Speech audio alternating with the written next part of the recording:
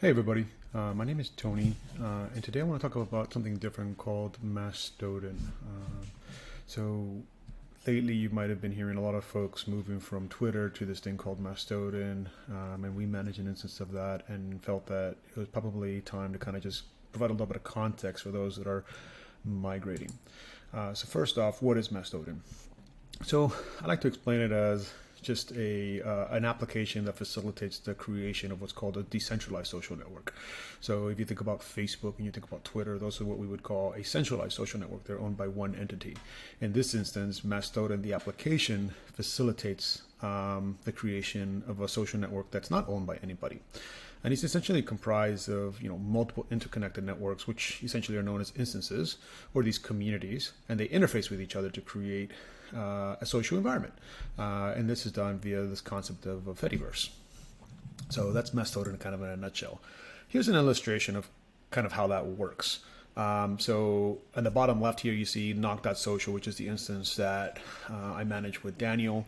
Then you have hackers.town, frostodon.org, and mastodon.social. And these are each individual communities run by other administrators, such as myself, that create these communities for people to join, engage, and they create their own code of conducts, etc. We then all interconnect with each other through the Fediverse. And so I can talk to, Mastodon.social, I can talk to Failsafe over at Frostodon, I can talk to John W. at Hackerstown. And that's the beautiful part. So each of these individuals chose the communities they want to be a part of, the communities that kind of associate with their beliefs and their ideas and the things that they're most interested in. And then they kind of peek out to the rest of the world and say, hey, I want to see what everybody else is doing. So these instances exist. They then interface with each other, allowing us to engage socially, and essentially creating this decentralized social network. What does it look like? So on the left-hand side here, you see Twitter. This is me this morning logging into Twitter to see what's going on. On the right-hand side, you see Mastodon. So it's a very Twitter-like experience. It's got more character counts, etc. I find it to be richer in terms of like valuable conversation or insightful conversation. It's not propagated by an algorithm. It's not being pushed by ads. And so it just seems to be more genuine engagement. Things to know before you get started. Mastodon provides an ecosystem that is not owned by any one entity, as I mentioned prior, right? So it's typically run by a bunch of volunteers, people that are committed to the idea of an open web. So we're not in it to try to monetize this. We're in it to create this kind of disconnected but connected ecosystem from big corporate.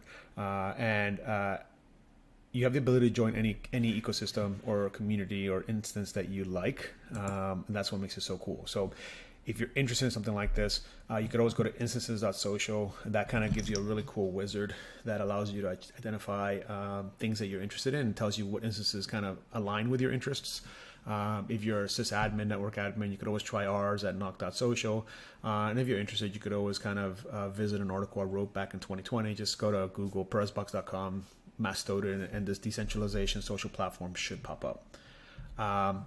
Real quick, I'll kind of give you a quick orientation. So here you can see kind of what Twitter looks like.